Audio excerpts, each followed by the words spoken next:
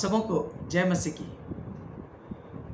मैं पास्टर नेहरू केरी Baptist church में प्रभु की सेवा करता हूं कोलकाता में, और आज मैं आप लोगों के साथ परमेश्वर के वचन को प्रस्तुत करना चाहता हूं। और मेरा विषय है इब्राहिम की आशीष। मेरा विषय है इब्राहिम की आशीष। मेरे साथ खोले गलती के पुस्तक उसका 3 अध्याय का 6 पद से। अब्राहम ने तो परमेश्वर पर विश्वास किया और यह उसके लिए धार्मिकता गिनी गई। अतः यह जान लो कि जो विश्वास करने वाले हैं वही अब्राहम की संतान हैं। और पवित्र शास्त्र ने पहले ही से यह जानकर कि परमेश्वर अन्य जातियों को विश्वास से धर्मी ठहराएगा, पहले ही से अब्राहम को यह सुसमाचार सुना दिया कि तुम में सब जातियां आशीष पाएंगी। इसलिए जो विश्वास करने वाले हैं वह विश्वासी अब्राहम के साथ आशीष पाते हैं।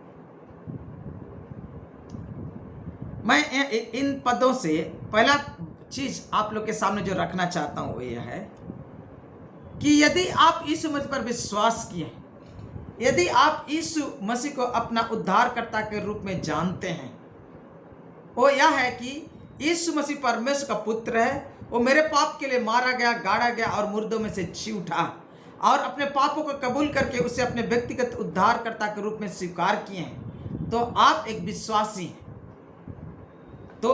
विश्वासी हैं। और पहली बात ये बताया जा रहा पद में 7 में, अतः यह जान लो कि जो विश्वास करने वाले हैं वे ही इब्राहिम की संतान है। यानी कि आप एक अगर विश्वासी हैं तो आप पहली बात आप इब्राहिम की संतान हैं। हालेलुया! ये कितनी धन्य बात है। इब्राहिम जातियों का पिता है। इब्राहिम जातियों का पिता है।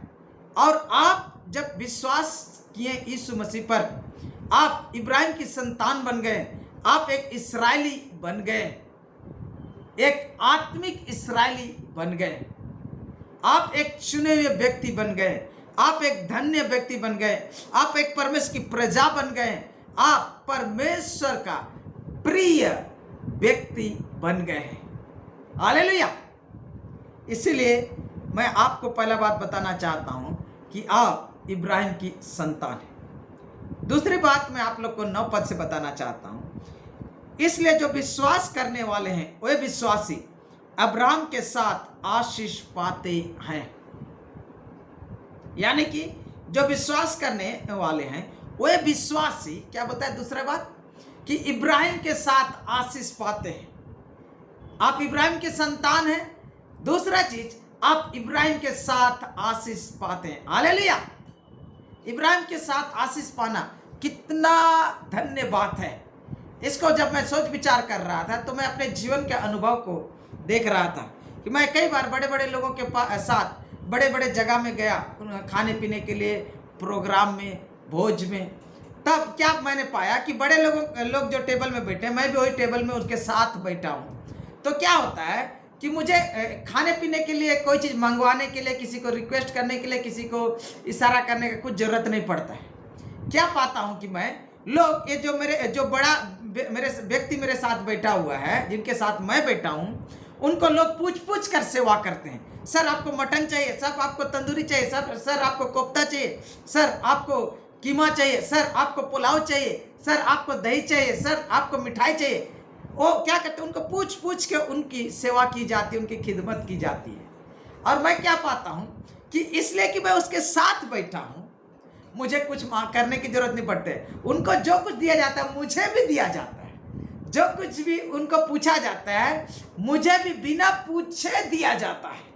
और मैंने पाया कि बड़े लोगों के साथ बैठना बड़े आशीष की बात है, एकदम फायदे की बात है, मजे की बात है। क्या होता है कि खास सेवा की जाती है मेरे प्रिय। और यहाँ पर तो इब्राहिम के साथ हम आशीष पा रहे हैं। यानी कि इब्राहिम को जो भी आशीष मिला, इब्राहिम जो भी आशीष का हकदार है, वो उस आशीषों का हकदार हम भी हैं।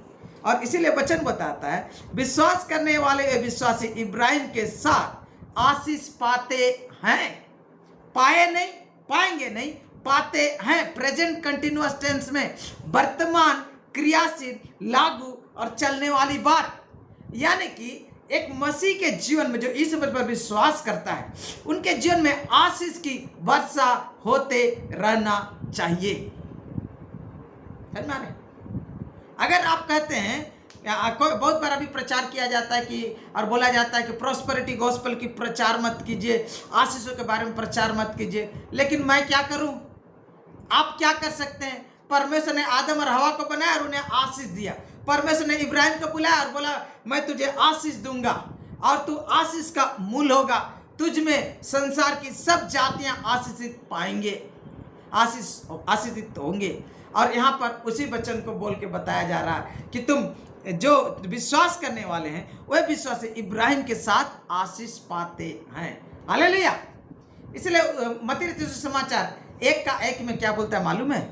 इब्राहिम की संतान, दाऊद की संतान, यीशु मसीह की वंशावली। यानी कि जब आप यीशु मसीह पर विश्वास किए तो आपने उद्धार का जो आशीष पाया वो इब्राहिम की आशीष है।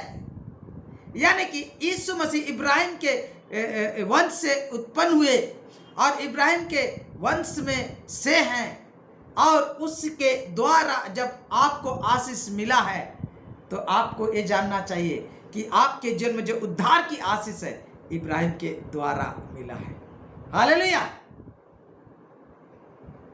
हाँ मेरे प्रियो, ये सर्वप्रथम एक विश्वासी को आशीष मिलता है, पापों की क्षमा, परमेश्वर के संतान बनने का सौभाग्य, स्वर्ग राज की नागरिकता, और उसके साथ जितने बाकी आशीषें हैं सब आशीषों के आप हकदार हैं। इसलिए पहला इफिसी का 1:3 में बोलता है कि उसमें हमें सब प्रकार की आत्मिक आशीषें मिली हैं। ये प्रकार की नहीं, वो प्रकार की, वो प्रकार की नहीं, सब प्रकार की आत्मिक आशीषें मिली है। मैं आपको तीसरी बात जो बताना चाहता हूं वो 13 और 14 पद में है। तीसरा पॉइंट जो मैं आप लोग के सामने रखना चाहता हूं, मसीह ने जो हमारे लिए शपित बना, हमें मोल लेकर व्यवस्था के श्राप से छुड़ाया, क्योंकि लिखा है जो कोई काट पर लटकाया जाता है वो शपित है। क्या पाते हैं कि यीशु मसीह क्रूस पर जब लटकाया गया तो उसने सारे संसार के श्राप को अपने ऊपर उठा लिया। यानी कि आपके जीवन में जो श्राप था उन श्राप को भी उसने अपने ऊपर उठा लिया। व्यवस्था का श्राप, व्यवस्था का श्राप क्या है कि अगर व्यवस्था के पालन करेंगे, उनके 10 आज्ञा उन्हीं के साथ और बाकी जितने आज्ञा हैं उनको पालन करेंगे तो आपको आशीष मिलेगा। अगर नहीं पालन करेंगे, उनको तोड़ेंगे तो श्राप मिलेगा। व्यवस्था विवरण 27 और 28 में इसे बहुत अच्छी तरह समझाया गया है और बोलता है कि यीशु मसीह जब क्रूस पर लटकाया गया तो खुद श्राप बन गया, हमारे लिए शपित हो गया। और शपित होने के बाद उन्होंने क्या किया कि हम सबों को व्यवस्था के श्राप से छुड़ाया है। हालेलुया। छुड़ाएगा नहीं, छुड़ाया। यानी कि आपके जीवन में किसी प्रकार का भी श्राप, पूर्वजों के पाप का श्राप या आपके जीवन के पाप का श्राप नहीं लागू होना चाहिए। कानूनी तौर पर यीशु मसीह ने आपको व्यवस्था के श्राप से संपूर्ण रीति से सदा के लिए आजाद कर दिया है। और यीशु मसीह में विश्वास करने के द्वारा अगर श्राप का कोई प्रभाव आपके जीवन में दिखाई देता है, कोई चिन्ह दिखाई देता है, परमेश्वर आपको दिखाता है, तो यीशु मसीह के नाम में उन पापों को क्षमा मांग लीजिए और यीशु मसीह के नाम में उन श्रापों को तोड़िए और श्राप से स्वतंत्र जिंदगी जिए। हालेलुया। यीशु मसीह में आने के बाद आपके जीवन में किसी प्रकार का श्राप का कोई बोलबाला नहीं है। आप आशीषित व्यक्ति हैं और आपके जीवन में आशीष दिखाई देना चाहिए। आपके जीवन में आशीष फूलना और फलना चाहिए। परमेश्वर आपको ये सोच विचार करने में मदद करे कि आप समझे कि आप एक आशीषित व्यक्ति हैं। आपका परिवार आशीषित परिवार होना चाहिए। और मैं आपको ये बताना चाहता हूं कि परमेश्वर ने आशीष का सोता को आपको दे दिया है। 14 पद में इस प्रकार कहता है, यह इसलिए हुआ कि अब्राहम की आशीष मसीह यीशु में अन्य जाति तक पहुंचे। किस लिए यीशु मसीह श्रापित हुआ? ताकि हम जो अन्य जाति हैं हम तक इस इब्राहिम की आशीष पहुंचे। और ये आशीष क्या है मेरे प्रियो? 14 पद को अच्छा से पढ़िएगा तो हमें ऐसा लगता है कि 2 बातें लिखी, लेकिन वास्तव में एक बात है। वो क्या है कि इब्राहिम की आशीष क्या है कि हम विश्वास के द्वारा आत्मा को प्राप्त करें जिसकी प्रतिज्ञा हुई है। हालेलुया। क्या है ये आशीष? इब्राहिम की आशीष है कि पवित्र आत्मा का दान विश्वासियों को विश्वास के द्वारा दिया जाता है। और इसीलिए आप जब विश्वासी हैं, पवित्र आत्मा आपका है, आपके अंदर परमेश्वर का आत्मा निवास करता है। और इसीलिए 1 कुरिन्थी 3 अध्याय और 6 अध्याय कहता है कि हम पवित्र आत्मा का मंदिर हैं। यानी कि स्वयं त्रिएक परमेश्वर का तृतीय व्यक्तित्व आपके अंदर निवास करता है। यानी कि आपके जीवन में परमेश्वर की उपस्थिति है। स्वर्ग और पृथ्वी का सृष्टिकर्ता स्वयं प्रभु का उपस्थिति आपके हाड़ और मांस वाला शरीर में, इस मिट्टी के बर्तन में निवास करता है। हालेलुया। और आप जब इस पवित्र आत्मा की उपस्थिति का सम्मान करेंगे, उसको रिकॉग्नाइज करेंगे, जब पवित्र आत्मा को आप महत्व देंगे जैसा देना चाहिए, आप जब उसका सम्मान करेंगे, जब आप उसकी अगुवाई को सुनेंगे, जब उसके मार्गदर्शन को आप पालन करेंगे, तो आपके जीवन में आशीषों की बारिश बहने लगेगी। यीशु मसीह ने कहा, जो कोई प्यासा हो मेरे पास आए और जो मुझ पर विश्वास करते हैं, हाँ, उनके हृदय में से क्या होगा?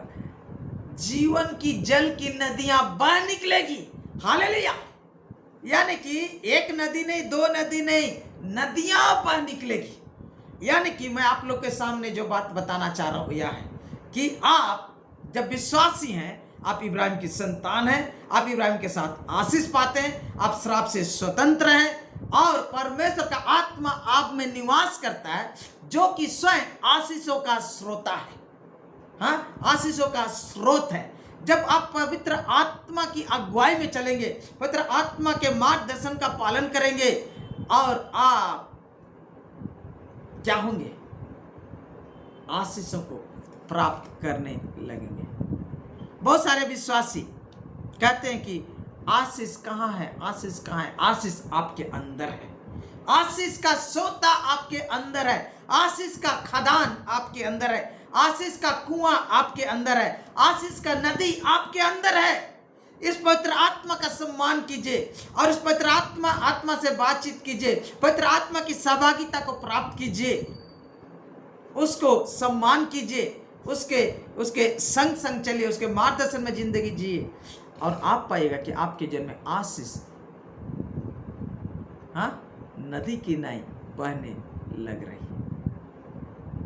मैं यही कहना चाहता हूं कि परमेश्वर का सर्वोत्तम आशीष जो है वो यह है कि परमेश्वर ने अपने आत्मा को आपको दिया है, जो आपके इस मिट्टी के शरीर में, हाड़ और मांस के शरीर में निवास करता है।